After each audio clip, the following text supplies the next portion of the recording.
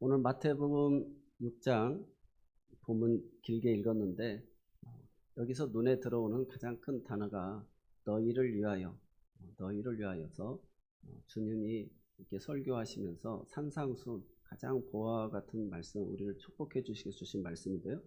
5장부터 7장까지는 그렇게 주님이 우리를 위해서 산상수훈 설교를 해주신 내용입니다. 어떻게 하면 너희가 복을 받을 것인지, 그 내용 중에 가장 큰 핵심이 하늘에 줄 상이 있다라는 것입니다. 그래서 오늘 우리가 구제할 때 외식하는 자처럼 사람에게 보이려고 하지 말고 은밀한 중에 행하면 하나님께서 반드시 갚아주신다는 거예요.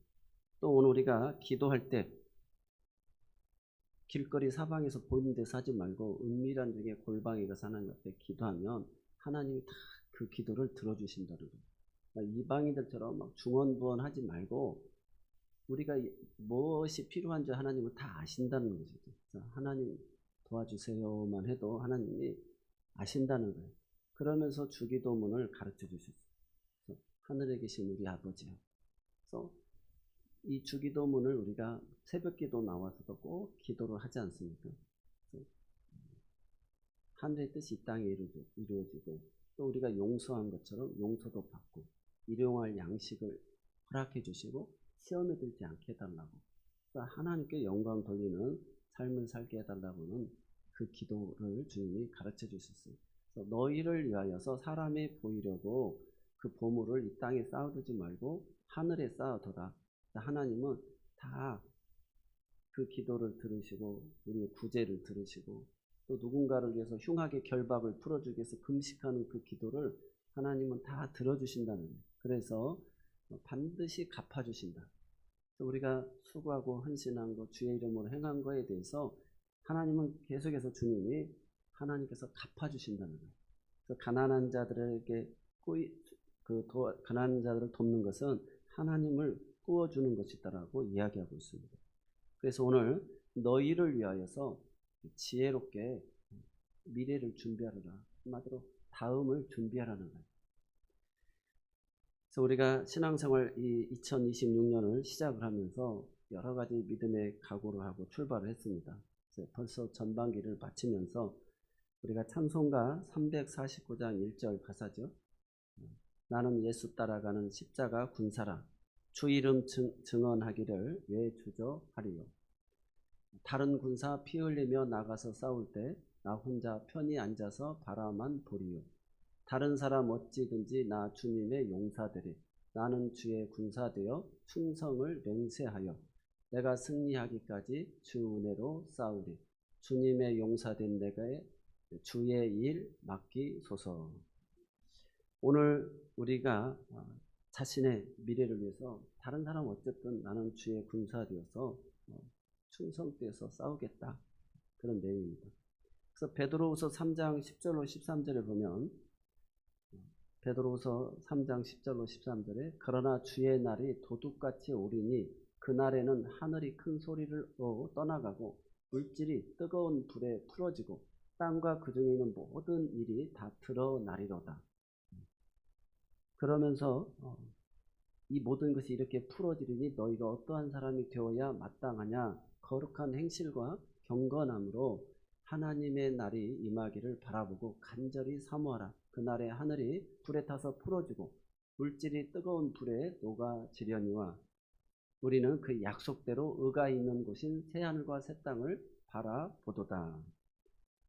그래서 주의 날이 속히 오게 되어진다는 거예요. 그러므로 어떤 사람이 되어야 되느냐? 거룩한 행실과 경건함으로 하나님의 날이 임하기를 바라보면서 사모하고 기다리라는 거예요. 새하늘과 새 땅을 바라보라는 내용입니다. 그래서 우리가 주의 이름으로 은밀한 중에 기도하고 금식하고 또 구제하고 봉사하는 거 하나님은 다 기억하셔서 반드시 상을 잃지 않게끔 해주신다는 거예요. 사람에게 보이려고 그들 앞에서 의를 행치 않도록 주의하라. 하늘에 계신 너희 아버지께서 아버지께 상을 받지 못하느니라. 그러니까 우리가 하늘에 하나님의 상급이 반드시 있는데 사람에게 보이려고 하지 말라는 거예요. 그래서 보물을 세상에 쌓아두지 말고 하나님 나라에 쌓아두라는 것입니다. 이 세상의 보물들은 잠깐 있다가 없어지는 것이라는 것이죠. 그래서 영원하도록 하나님의 상급을 하늘에 쌓아두라. 사람이 그래서 삶의 목표가 분명해야 됩니다. 근데 눈이 어두우면 사람이 목표를 잃어버리는 거예요. 제가 최근에 만난 어느 분인데 그렇게 이야기를 해요. 난징 대학살도 다 피해자들의 코스프레로 좀 만들어낸 이야기가 많다, 이렇게 이야기하고요. 그 731 부대 2차 세계대전 생화학 무기 개발을 목적으로 일본군이 그 마루타, 그 유명한 일들이 있잖아요. 그런 생생한 증언과 그 민간인 피해자들, 비인도적인 생체 실험 등 그러한 내용들이 다 있음에도 불구하고 그러한 내용을 그냥 피해자들이 이게 더 부풀려서 했다라는 거예요. 사람이 가난해 보지 않고 피해자가 되어 보지 않고 어려움에 처해 보지 않으면 그 사람들의 마음을 헤아리기가 어렵습니다. 눈이 병드는 거예요. 그래서 항상 가진 자, 있는 자의 모습으로만 이렇게 바라보니까 되게 죽는 신용한다고 엄청 피해 그 보상 받으려고 한다라고 이렇게 생각한다는 것이죠. 그래서 눈이 밝으면 이렇게 하나님의 목표를 우리가 보게 되는 거예요. 이 세상에서도 성실하게 착하게 진실하게 살아가면 다 그 다음에 삶의 내 주변의 사람들이 성실하고 진실하고 복된 사람들로 이어지잖아요. 가정도 그렇게 행복해지고 미래도 준비가 되어지지 않습니까? 그런데 우리가 죄짓고 못된 짓 하면 또 그런 사람들이 주변에 있게 되어지고 또 그런 사람의 눈으로 바라보게 되어지는 거예요. 그래서 사람을 믿지 못하게 되어집니다. 오늘 우리는 올바른 관점과 이해력을 가지는 이런 좋은 눈, 이것을 가져야 될 줄로 믿습니다. 그래서 오늘 세상적인 소유물에 대하여 우리는 그래서 어떠한 관점을 가지느냐, 이걸 살펴봐야 되는데, 성경에 놀라웠게도 이 돈에 대한 내용이 참 많습니다. 돈과 재물에 대해서 얼마나 성경이 많이 다루고 있느냐, 우리 2300회 이상을 다루고 16개 정도의 돈과 재물에 관한 38개 비유 중에 예수님이 사용하십니다. 그래서 마태, 마가, 누가, 요한에서 상당 부분을 재물에 사용하고 있다는 것이죠. 사람들도 다 열심히 일하고 공부해서 돈을 벌기 위해서 일을 하잖아요. 많이 쌓아두고 또 그걸 가지고 많이 누리고 싶어 하고 또 미래를 위해서 대비하고 준비합니다. 우리가 성경에 달란트 비유, 문화 비유, 어리석은 부자 비유, 불의한 청지기의 비유, 부자와 나사로의 비유 등 재물보다 소중한 영원한 삶이 있다는 걸 이야기하고, 밭에 감추인 보화와 같이 일하다가 금은 보화를 발견하면 자신의 소유를 다 팔아서 그 보화를 그 밭을 사지 않겠느냐 하는 내용도 나오죠. 그래서 성경은 내 보물이 있는 곳에 내 마음도 있다. 너희가 하나님과 재물을 겸하여 섬기지 못한다. 오늘 본문에서도 이렇게 다뤄주고 있습니다. 그러면 돈 자체가 나쁘다는 것이 아니고 우리가 돈 이야기하는 것이 나쁘다는 것이 아닙니다. 중요한 것은 그 가치관과 믿음을 보여주는 그 방식, 그게 중요하다는 것이죠. 그래서 오늘 본문을 길게 읽었는데, 하늘의 너희를 위하여서 이 땅에 쌓아두지 말고 하늘의 보화를 쌓아두라는 것입니다. 가장 대표적인 예화 중에 하나가 이집트에 피라미드가 있습니다. 파라오들이 그 왕들인데 죽을 때 자기가 가져가려고 그 애굽의 문화가 얼마나 꽃을 피웠습니까? 그래서 금은 보화, 보석, 가구, 심지어 마차까지도 그 피라미드 안에 집어넣은 거예요. 특히 투탕카멘은 그 많은 왕들의 그 보물들은 도굴꾼들이 다 훔쳐갔는데, 이 투탕카멘의 무덤은 나중에 이렇게 발견이 됐는데 황금 유물과 또 보물이 쏟아지고 황금관, 황금 마스크, 장신구, 침대 전창까지 다 그곳에 가득하게 되어집니다. 그 파라오도 투탕카멘도 3,000년이 지난 후도 그 무덤에 그것들이 지금 박물관에 다 전시되어져 있지 죽은 사람이 가져가지 못했다라는 거예요. 사람은 죽을 때 아무것도 가져갈 수가 없습니다. 살아있을 때 하늘에 보낸 것만이 영원히 남는다는 것이죠. 오늘 우리가 그래서 기도한 거, 구제한 거, 또 금식한 거, 선을 위하여서 행한 그 모든 것들이 하나님 앞에 헌신하고 드려진 기도, 전도, 섬김과 영혼 구원, 이런 모든 것들이 하나님 나라의 보물로 쌓아진다는 거예요. 그래서 전도도 하다 보면 돈이 많이 들어가죠. 선교도 하다 보면 돈이 많이 들어가잖아요. 또 우리가 주님의 몸된 교회를 섬기는 수많은 갖가지 은사와 달란트가 다 필요하지 않습니까? 전반기를 마무리하면서 시작하는 이제 그 시점에 나는 지난 6개월 동안 무엇을 쌓았는지, 통장 잔고를만 늘렸는지, 내 믿음이 주님 앞에서 진보하고 자라났는지 한번 우리를 이렇게 되돌아보는 시간을 가져야 될 줄로 믿습니다. 그래서 지혜롭게 살아가려면 가장 먼저 해야 될 것이 있는데, 그것은 사람에게는 다 다음이라는 게 있다는 거예요. 내일이 있으면서 그 다음 우리는 미래가 이루어지는 것이죠. 다음을 위한다는 거. 우리가 무엇을 말하느냐. 이사야서 1장 3절에 보니까 소는 그 인자를 알고 나귀는 그 주인의 구유를 알건만은 이스라엘은 알지 못하고 나의 백성은 깨닫지 못하는 도다. 우리가 이번에 그 인지계식을 통해서 이웃집에서 누가 그 포도 선물만 가져다, 이거 누가 가져왔어? 이웃집에서 포도 농사했는지 가져왔어. 참 고맙다고. 또 다음날도 가면 또 포도를 가지고, 그분 왜 이렇게 고맙다고. 포도 하나만 누가 갖다 줘도 고맙다고 하잖아요. 근데 자기 부인은 매일 밥을 해주고, 또 자기 그 남편은 계속해서 돈을 벌어다 주는데도 누가 돈 10만 원만 줘도 막 너무 고맙다고 감사하다고. 자기 남편이 갖다 주는 것은 감사함이 없을 수가 있다는 것이죠. 오늘 하나님이 천지 만물을 창조하시고 온갖 지진도 일어나고 수많은 사람들이 자연재해도 있고 교통사고로 죽어가는 사람도 얼마나 많습니다.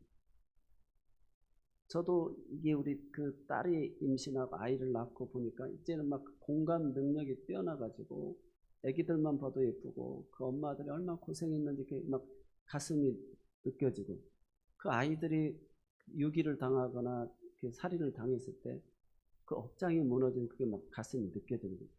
그 해병대 한 명 그 독자가 죽은 것도 뭘 하나 사람 죽을 수 있는 건데 그렇게도 생각이 드는데, 이제 그 부모가 그 아이를 낳고 거기까지 자라기까지 얼마나 그 삶의 모든 자국이 있는데 그 가슴이 얼마나 시애리고 아프겠어요. 그러면서 오늘 우리가 하나님이 우리를 이렇게 복된 나라로 삼아 주셨고 우리를 평안하게 해주셨고 여기까지 인도해 주셨구나. 정말 인프라가 잘 깔려 있어가지고 관공서 모든 부분에서 정말 감사하지 않을 부분이 없어요. 그러니까 하나님께서 이렇게 운행해 주시고 돌봐주시고 우리나라가 복음이 들어와서 세계 유래 역사에 찾아볼 수 없는 이렇게 문화적 꽃을 피운 것이 오로지 복음적 해석밖에 없어요. 원수를 용서하고 긍휼히 여기고 자녀들을 믿음으로 신앙으로 하나님께 맡겨드리고, 그래서 사람을 하나님의 형상으로 존중해 주면서 이 나라가 여기까지 이르게 되어진 줄로 믿습니다. 자신의 미래를 우리는 자신이 만들어 갑니다. 하나님이 우리의 아버지시고 사랑이십니다. 그래서 우리를 이렇게 긍정적인 시야로 바라보게 만드는 것. 로마서 8장 5절로 9절에 보니까 육신을 따르는 자는 육신의 일을, 영을 따르는 자는 영의 일을 생각하느니 육신의 생각은 사망이요 영의 생각은 생명과 평안입니다. 육신의 생각은 하나님과 원수가 되나니 이는 하나님의 법에 굴복하지 아니할 뿐 아니라 할 수도 없습니다. 육신에 있는 자들은 하나님을 기쁘시게 할 수 없느니라. 만일 너희 속에 하나님의 영이 거하시면 너희가 육신에 있지 아니하고 영에 있나니 누구든지 그리스도의 영이 없으면 그리스도의 사람이 아니라.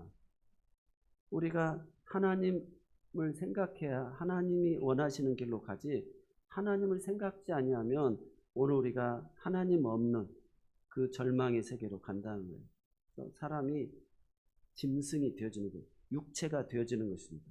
썩어질 것이 되어지는 거예요. 그래서 우리가 망할 놈, 썩을 놈 그런 말 어르신들이 많이 했잖아요. 그냥 죄의 값은 사망인 거예요. 그래서 로마서 8장 12절로 13절은 그러므로 형제들아 우리가 빚진 자로 돼 육신에게 져서 육신대로 살 것이 아니니라. 너희가 육신대로 살면 반드시 죽을 것이로되 영으로서 몸의 행실을 죽이면 살리니. 육신대로 살면 죽는다는 것입니다. 그래서 요한계시록 20장 13절로 15절에 보니까 한번 같이 읽어보겠습니다. 바다가 그 가운데서 죽은 자들을 내주고 또 사망과 음부도 그 가운데서 죽은 자들을 내주매 각 사람이 자기의 행위대로 심판을 받고 사망과 음부도 불못에 던져지니 이것은 둘째 사망 곧 불못이니라. 아멘. 세상의 성공이나 영광은 그리스도인에게는 진정한 미래가 아니라는 것입니다. 고린도전서 9장 24절로 25절에 운동장에서 다름질하는 자들이 다 달아날지라도 오직 상을 받는 사람은 한 사람인 줄을 너희가 알지 못하느냐. 너희도 상을 받도록 이와 같이 다름질하라. 이기기를 다투는 자마다 모든 일에 절제하나니 그들은 썩을 승리자의 관을 얻고자 하되 우리는 썩지 아니할 것을 얻고자 하노라. 그래서 계속 너희를 위하여 보물을 하늘에 쌓아두라. 반드시 상이 있다라는 것입니다. 아멘. 그래서 그 다름질하는 자는 정말 이기기를 다투는 자는 절제한다는 것입니다. 베드로후서 3장 10절로 11절에 그러나 주의 날이 도둑같이 오리니 그날에는 하늘이 큰 소리로 떠나가고 물질이 뜨거운 불에 풀어지고 땅과 그 중에 있는 모든 일이 드러나리로다. 이 모든 것이 이렇게 풀어지리니 너희가 어떤 사람이 되어야 마땅하겠느냐. 오늘 우리가 바라는 다음은 무엇입니까? 그것은 그리스도인들이 믿지 않는 사람을 두고 이야기하는 것이 아니라 믿는 사람들을 두고 주님이 지금 이야기를 하는 거예요. 그래서 고린도전서 3장 11절로 15절에 닦아둔 것 외에 능히 다른 터를 둘 자가 없으니 이 터는 곧 예수 그리스도라. 만일 누구든지 금이나 은이나 보석이나 나무나 풀이나 집으로 이 터 위에 세우면 각 사람의 공적이 나타날 터인데 그날이 공적을 밝히리니 이는 불로 나타나고 그 불이 각 사람의 공적이 어떤 것을 시험할 것입니다. 만일 누구든지 그 위에 세운 공적이 그대로 있으면 상을 받고 누구든지 그 공적이 불타면 해를 받으리니 그러나 자신은 구원을 받되 불 가운데 받은 것 같으니라. 그러니까 하나님께서 오늘 우리들을 금은 보석은 불로서 지나가도 그대로 남아있지만 나무나 집이나 풀은 다 없어진다는 것입니다. 그래서 우리가 주님의 교회를 위하여서 헌신하고 수고한 모든 것들이 그렇게 사람에게 보이려고 행한 것들은 타서 없어진다는 거예요. 그러나 은밀한 중에 행한 것은 하나님이 그 공적을 반드시 기억해서 우리에게 그 성과금으로 주신다는 거예요. 예수 믿는 사람들에게 약속된 두 가지가 있는데 첫 번째는 모든 믿는 자에게 차등 없이 지급되는 구원입니다. 누구든지 저를 믿는 자는 멸망치 않고 영생을 얻는 거예요. 두 번째로는 믿는 자들이 각자 행한 대로 성과금이 지급된다는 것입니다. 상급, 공적, 그리스도인이 이 땅에 살면서 행한 모든 일에 대한 그 공적을 얻는다는 것입니다. 그런데 우리가 신앙생활하면서 좀 쉬운 거, 손에 되지 않는 거, 자신이 하고 싶은 것만 하는 사람, 이런 사람들은 나무, 풀, 집을 표현할 때 정말 희생과 헌신, 봉사, 기도, 말씀과 찬양 등 변함없이 성실하게 한 것에 대한 금은 보석과 같은 표현이 이 사람들에게는 주어져요. 그래서 예배 생활, 이런 모든 것들이 다 흔적으로 남는다는 거예요. 그러나 그렇게 우리가 나무나 집과 풀처럼 금방 타서 없어져 버릴 것 같은 것들, 조금만 시험이 오면 그냥 예배도 제껴버리고 조금만 이유가 생기면 뭐 하나님도 온데간데 없이 살아가는 사람들이 많지 않습니까? 그래서 우리가 정말 그런 환난과 시험을 통해서 참된 예배자, 하나님 앞에 헌신자들이 다 이렇게 드러나게 되어져 있습니다. 오늘 본문 22절로 23절 눈은 몸의 등불이니 그러므로 내 눈이 성하면 온몸이 밝을 것이요 눈이 나쁘면 온몸이 어두울 것이니 그러므로 내게 있는 빛이 어두우면 그 어둠이 얼마나 더하겠느냐. 자꾸 눈이 어두워서 사람에게만 보이려고 사람에게 인정받으려고 사람들이 나를 어떻게 볼까 내가 좀 헌금을 못하니까 또 내가 좀 봉사를 못하니까 나를 지금 이상한 눈으로 바라보는 건 아닌가 이렇게 생각할 수 있다는 것입니다. 계속해서 주님은 우리에게 말씀합니다. 사람에게 보이려고 의를 행하지 않도록 하라. 마가복음 9장 41절에 누구든지 너희가 그리스도에게 속한 자라 하여 물한 것이라도 주면 내가 진실로 너희에게 이르노니 그가 결코 상을 잃지 않으리라. 우리가 요즘에 중보기도 하고 전도하고 얼마나 피곤하고 바쁜지 모르겠어요. 우리가 또 건빵도 매일 해야 되잖아요. 전에 전도를 열심히 하니까 우리 성도들이 막 전도 하시는 분 덜 미안하게 막 그 기관에서도 그 전도비를 주시기도 하고 사람들에게 후원도 하겠는데 어쨌든 전도를 지금 우리가 열심으로 하고 있습니다. 그러면서 이게 마음속에 이렇게 건빵만 계속 나가고 그 기도하는 사람도 부담스럽고 열심히 하는 사람도 부담스럽고 이거 어떻게 하나 제가 정말 하나님 앞에 기도를 했는데 하나님께서 이사야서 49장 5절로 6절의 말씀을 이렇게 주셨어요. 이 말씀을 듣고 내가 얼마나 이렇게 은혜가 됐는지 박수치면서 영광을 돌렸습니다. 이사야서 49장 5절로 6절 한번 같이 읽겠습니다. 이제 여호와께서 말씀하시나니 그는 태에서부터 나를 그의 종으로 지으신 이시요 야곱을 그에게로 돌아오게 하시는 이시니 이스라엘이 그에게로 모이는도다. 그러므로 내가 여호와 보시기에 영화롭게 되었으며 하나님은 힘이 되셨도다. 그가 이르시되 내가 나의 종이 되어 야곱의 지파들을 일으키며 이스라엘 중에 보존된 자를 돌아오게 할 것은 매우 쉬운 일이라. 내가 또 너를 이방의 빛으로 삼아 나의 구원을 베풀어서 땅끝까지 이르게 하리라. 아멘. 여기서 매우 쉬운 일이라는 거예요. 하나님이 이스라엘 중에 보존된 자, 애정된 자들은 구원받기로 작정된 자들은 돌아오는 게 아주 쉬운 일이라는 거예요. 그리고 너를 이방의 빛으로 삼아서 나의 구원을 베풀어서 땅끝까지 이르게 하리라. 그래서 하나님이 택한 자들을 통해서 이 일을 이루신다는 거예요. 그래서 할렐루야. 정말 하나님 우리를 이렇게 삼으셔서 뱃속에서부터 태에서부터 종으로 지으시고 야곱을 그에게로 다 돌아오게 하시고 그 민족을 일으켜 세운다는 거예요. 야곱의 지파들을 일으킨다. 그러니까 오늘 우리가 하나님의 종이 돼서 이렇게 순종했더니 그 민족들을 다 일으켜 세워주신다는 거예요. 그리고 열방을 또 이렇게 구원의 땅끝까지 이르러 구원에 이르게 해주신다는 것입니다. 그래서 오늘 저와 여러분에게 평생에 주신 비전인 줄로 믿습니다. 내가 너를 이방의 빛으로 삼아 나의 구원을 베풀어서 땅끝까지 이르게 하리라. 아멘. 그래서 주님께서 땅끝까지 이르러 내 증인이 되리라. 내가 너와 함께 하겠다고 하셨잖아요. 그런 것처럼 오늘 우리 교회를 통해서 우리의 그런 수고 헌신을 통해서 민족 복음화와 세계 선교를 이루는데 사용하여 주실 줄로 믿습니다. 사랑하는 성도 여러분, 2026년 전반기를 마무리하는 오늘 마지막 주일입니다. 새해 첫 주일에 엊그제 같은데 벌써 6개월이 지났습니다. 농부는 가을 수확을 위해 봄에 씨를 뿌리듯 학생이 다음 학년을 준비하며 공부하듯 운동선수가 다음 경기를 위해 훈련하듯 오늘이 중요하지만 사실 오늘은 내일을 만드는 시간입니다. 성경에도 다음을 준비한 사람들에 대해서 이야기를 하고 있습니다. 하반기를 준비하면서 오늘 우리가 하나님의 반드시 줄 상이 있다라는 거예요. 사람에게 보이려고 하지 말고 너희 보물을 하늘에 쌓아두라는 거예요. 그래서 요셉은 하나님이 7년 동안 풍년을 주셨을 때 그 뒤에 흉년을 보았던 것입니다. 다가올 미래를 바라봤던 것이죠. 같은 시대를 살지만 미래를 준비하는 사람이 있습니다. 너는 무엇을 준비하며 살고 있는지.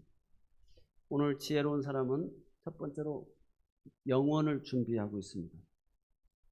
너희를 위하여 보물을 하늘에 쌓아두라. 하늘에 쌓아두라. 누가복음 12장에 보면 어리석은 부자는 오늘 창고를 더 넓히면서 내가 이제 연금도 다 되고 충분히 준비하고 노후 살 준비도 다 됐다. 내 영혼아 편히 먹고 쉬자라고 할 때 어리석은 부자야, 오늘 밤에 내 영혼을 데려가면 네 쌓아둔 것이 누구시 되겠느냐, 이렇게 말씀하신다는 것입니다. 또 지혜로운 사람은 정말 하나님의 평가를 준비합니다. 마가복음 12장을 보면 많은 사람들이 헌금을 하고 가는데 주님께서 과부의 2렙돈을 오늘 헌금한 사람 중에 이 사람이 최고 많이 헌금을 했다고 칭찬해 줍니다. 그가 드린 헌금, 정말 그의 생활비의 전부를 드렸다는 것입니다. 사람의 평가와 달랐습니다. 하나님의 평가는 그 사람의 그 믿음과 그의 삶의 중심을 다 받으셨다는 것이죠. 또 지혜로운 사람은 하나님을 만날 준비를 합니다. 우리가 하나님과 재물은 겸하여 섬기지 못한다고 그랬는데 내 삶의 주인이 하나님인지 재물인지, 다니엘은 총리가 되었을 때 하루에 3번을 기도하잖아요.